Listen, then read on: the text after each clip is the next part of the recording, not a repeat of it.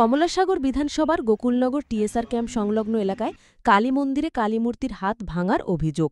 স্থানীয়রা জানায়, তারা সোমবার লক্ষ্য করা যায় এলাকার মন্দিরে কালী এবং মহাদেব ঠাকুর ভেঙে চুরমার করে রেখেছে। ঘটনার খবর পেয়ে ঘটনাস্থলে পৌঁছায় বিশালগড় থানার পুলিশ।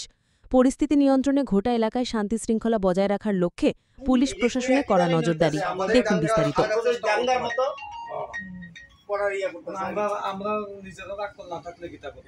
এখানে কালকে রাত্রে তারা আরতি করার পর তারা তো চলে গেছে, যাওয়ার পর তারপর সকালে আসে দরজা খুলে থেকে মূর্তির জিব্বা, মহাদেবের হাত পা ভাঙা, তারপর এটা আলোচনা করে সবাইকে জানাই দেখলাম আসলে সঠিক হওয়ার পর তারপর আমরা চিন্তা করলাম না, এটা তো প্রশাসনিক ব্যাপার, এটা যদি যাতে সাম্প্রদায়িক দিকে না যায়, ঘুরে না যায়, বা কারা অত দেখা দেখছে না, কেউই দেখছে না, আর এটা প্রশাসনিক ইয়েতে আমরা নিছি। নেওয়ার পর প্রশাসন আইসে দেখে গেছে, আমরা ইনকোয়ারি করবো।